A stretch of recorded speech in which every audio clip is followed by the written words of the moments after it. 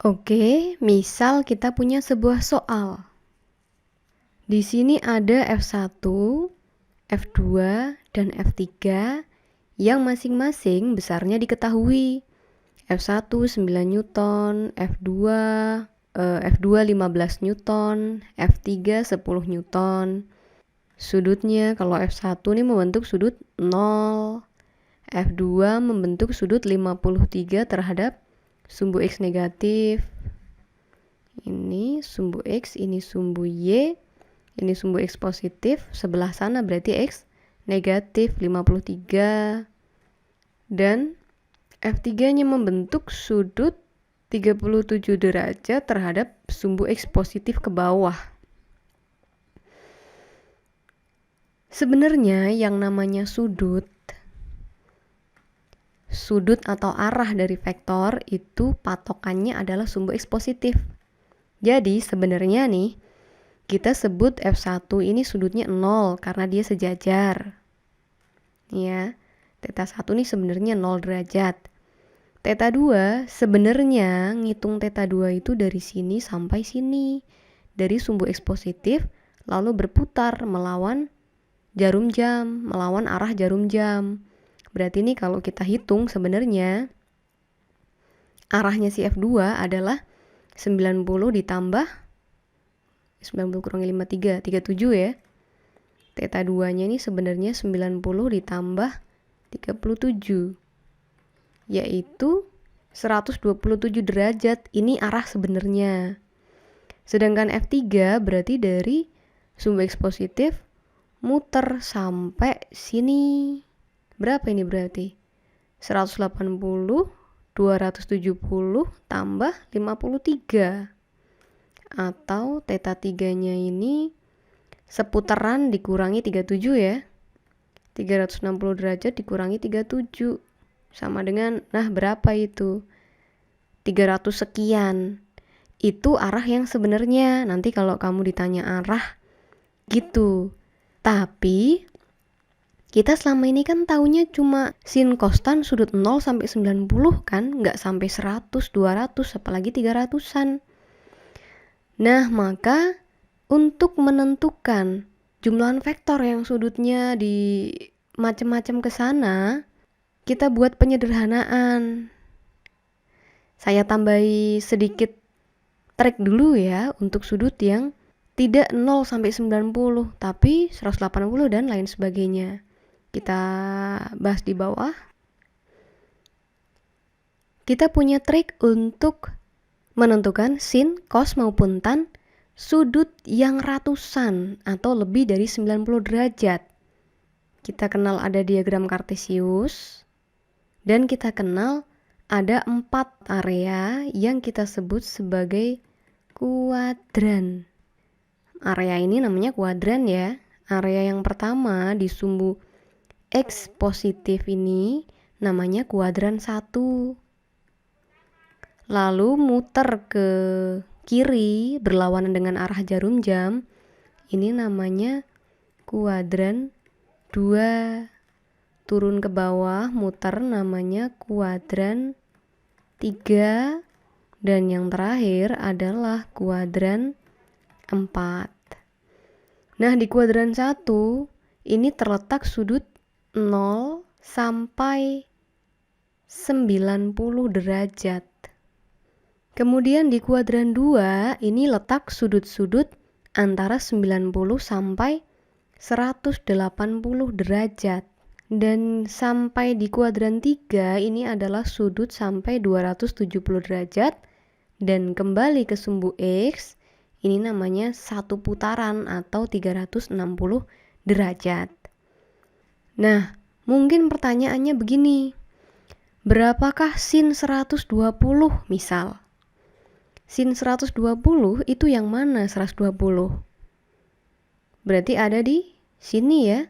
90 ditambah 30. Ini namanya sudut 120 derajat. Pertanyaannya misalnya berapakah sin 120 derajat? Nah, 120 derajat, kita kan nggak tahu nih sudut 120 derajat itu sinnya berapa. Maka kita cari cara lain dengan cara kita buat dia seolah-olah sudut 0 sampai 90. Sudut 0 sampai 90 patokannya adalah sumbu X ini. Sumbu X sepanjang garis ini sebagai patokan.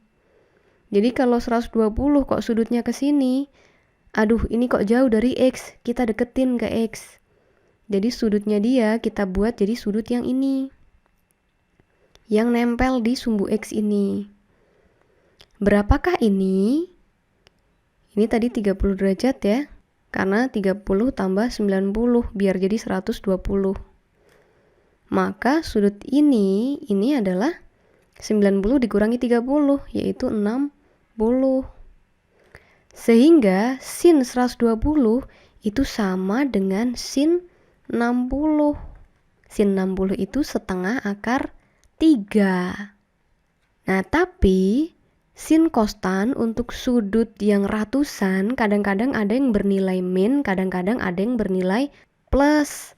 Karena nanti kamu kenal di matematika nanti ya, grafik sinus ini sebenarnya gambarnya gini. Gelombang. Nah, kadang-kadang dia positif, kadang-kadang negatif, kadang positif, kadang negatif, membesar, mengecil, begitu. Jadi ada negatif-negatifnya juga.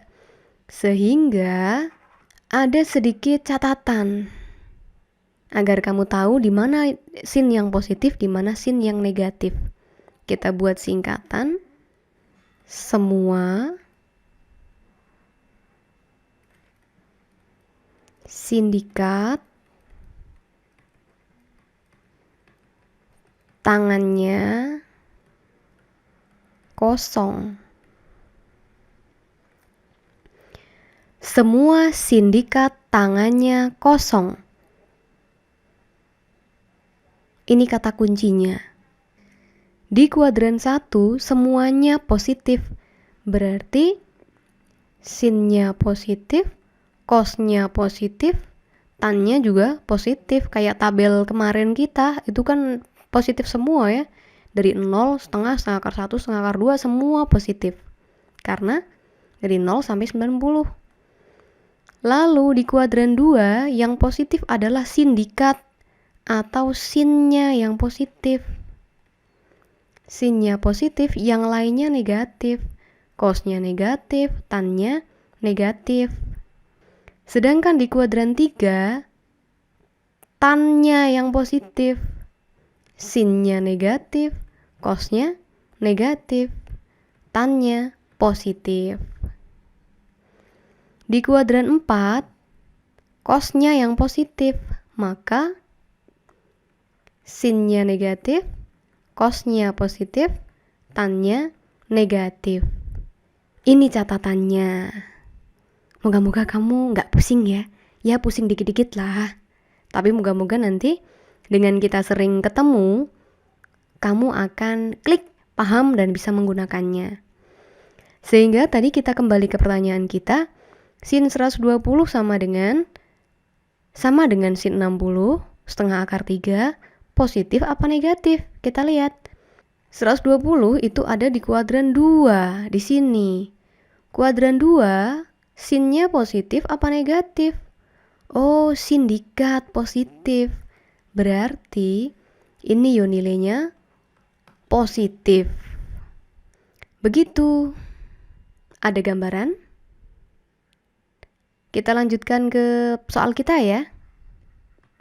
Nah, soal kita tadi begini. Maka 53 ini ya udah 53 aja, tapi nanti ingat 53 di kuadran 2, sedangkan ini 37 di kuadran 4.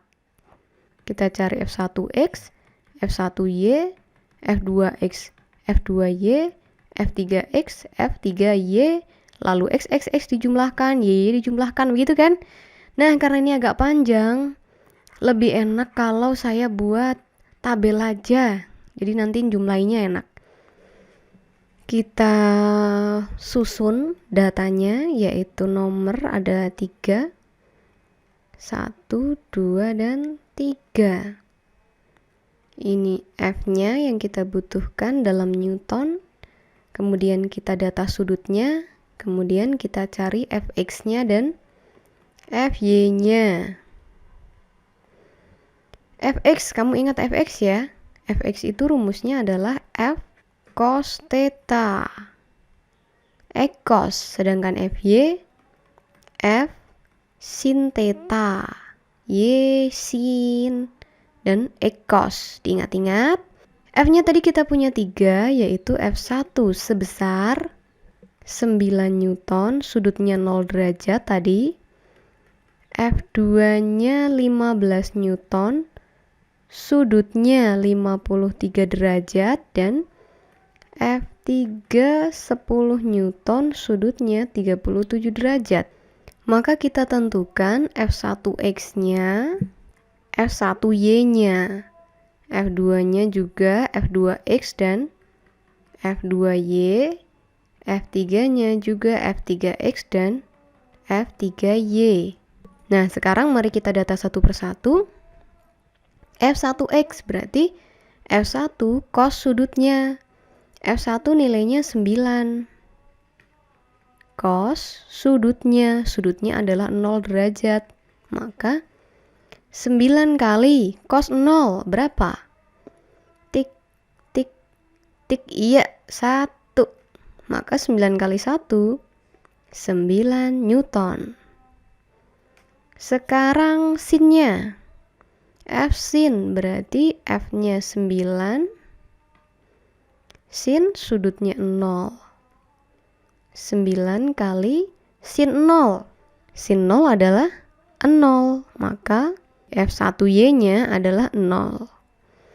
Sekarang untuk F2, F2X dan F2Y dengan cara yang sama. Maka 15 cos 53 sama dengan 15 kali cos 53, 0,6. 15 kali 0,6, 9 Newton. Sekarang F2Y-nya, 15 kali sin 53 sama dengan 15 kali 0,8 sama dengan 12 Newton. Sekarang F3 10 dan 37. 10 cos 37 sama dengan 10 kali 0,8 sama dengan 8 Newton. Yang ini 10 kali sin 37 sama dengan 10 kali 0,6 sama dengan 6 Newton. Nah, semua komponen vektornya sudah kita urai. Sebelum kita jumlahkan Fx menjadi F1X, F2X, F3X, dan F1Y, F2Y, F3Y menjadi Fy total, kita pastikan dulu tandanya. Untuk F1, tadi kita lihat gambarnya sekilas. F1 ada di kuadran 1. Di sini semua positif, berarti F1X positif, F1Y juga positif. Sedangkan F2 ini ada di kuadran 2, yaitu sindikat, sinnya yang positif. Kemudian ini ada di kuadran 4 ini. Ini tadi di kuadran 2, ini di kuadran 1, ini di kuadran 4. Kuadran 4 itu semua sindikat tangannya kosong. Cosnya positif, berarti sinnya negatif. Oke, kita ingat kuadran 1, kuadran 2, dan kuadran 4. Oke, ini yang tadi pertama di kuadran 1. Semua positif, berarti ini positif, nggak masalah. Yang kedua, di kuadran 2. Kuadran 2 itu sindikat. Sindikat berarti sinnya positif, cosnya negatif. Nah, kasih tanda negatif. Kemudian ini di kuadran 4 yang F3. Kuadran 4 itu semua sindikat tangannya kosong. Kosong, cos positif, maka sinnya negatif. Dah selesai. Sekarang kita jumlahkan. Kita cari Fx-nya. Fx sama dengan 9 dikurangi 9 ditambah 8. Nah, ini min sehingga dikurangi. Sama dengan 8 Newton untuk Fx. Sedangkan Fy-nya 0 ditambah 12 dikurangi 6. Sama dengan 6 Newton. Dah ketemu Fx dan Fy-nya. Aduh, tabel saya jelek sekali. Nanti kamu kalau gambar pakai penggaris ya, biar bagus. Nggak reot-reot kayak punya saya. Kita lanjutkan. Sekarang mari kita tentukan. Tadi yang ditanya adalah besarnya resultan vektor. Maka R sama dengan akar dari Fx kuadrat tambah Fy kuadrat. Sama dengan Fx-nya 8, Fy-nya 6 kuadrat. Sama dengan 8 kuadrat 64, 6 kuadrat 36. Maka 64 tambah 36 100, akar 100 10 Newton. Ini adalah hasil akhir resultan vektornya. Pertanyaan kedua adalah arahnya atau sudutnya. Kamu bisa menggunakan sin, cos maupun tan. Misal pakai tan. Tan theta sama dengan, nih ya, kalau butuh gambar, ini y-nya tadi 6, x-nya tadi 8, nih ya. Resultan vektornya kita udah ketemu 10. Ini sudutnya yang mau dicari. Tan itu depan per samping. Fy per Fx sama dengan Fy-nya 6, Fx-nya 8. 6 per 8 sederhanakan dibagi 2. 3 per 4. Maka sudutnya adalah arkes tangen atau kebalikan tangen 3 per 4. Tangen sudut berapa yang nilainya 34? Iya, moga-moga kamu hafal, yaitu 37 derajat. Ini udah ketemu arahnya 37 derajat. Tapi kalau kamu nggak suka tangen, boleh pakai sin juga. Sin theta sama dengan sin depan per miring. Berarti Fy per miringnya ini resultan. Fy-nya 6, resultannya 10. Maka 0,6. Sehingga theta sama dengan arkes sin atau sin sudut berapa yang nilainya 0,6, yaitu sudut, iya sama 37 derajat. Ini dia arahnya. Nah, itu dia mengenai penjumlahan vektor secara analitis. Agak lebih panjang caranya, tapi kalau kamu sering berlatih, insya Allah kamu pasti bisa. Rangkuman. Nah, terakhir ya, untuk menyimpulkan hasil seluruh pembelajaran kita dari awal sampai akhir, dan mungkin sedikit tambahan catatan penting. Yang pertama, penjumlahan vektor secara grafis. Yang pertama adalah secara poligon. Cara poligon, kata kuncinya adalah disambung. Sambung, menyambung. Yang kedua, secara jajar genjang.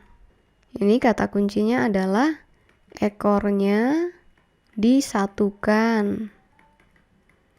Jadi kalau ini A sambung B sambung C, nah ketemu ini resultan. Kalau jajar genjang, A sama B, baru dicari jajar genjangnya. Ini resultan. Yang ketiga, untuk analitis.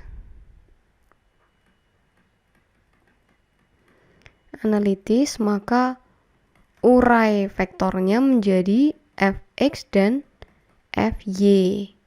Lalu dijumlahkan, di mana resultannya adalah akar dari fx kuadrat plus fy kuadrat. Sedangkan sudutnya boleh menggunakan tangen, boleh menggunakan sin, boleh menggunakan cos. Terakhir ini tambahan. Kalau vektornya ada 2, A, B, dan ada sudut yang diketahui, kalau dia siku-siku kan kita pakai Pitagoras ini ya. Tapi kalau dia nggak siku-siku, sudut sembarang, apa saja boleh, maka di sini adalah sebuah rumus sakti yang namanya rumus resultan vektor. Yaitu akar, kayak Pitagoras nih. Yaitu kuadrat, nah ada tambahan di belakangnya. 2 kali keduanya kalikan cos sudutnya. Ini adalah rumus vektor. Dah selesai untuk KD 3.3.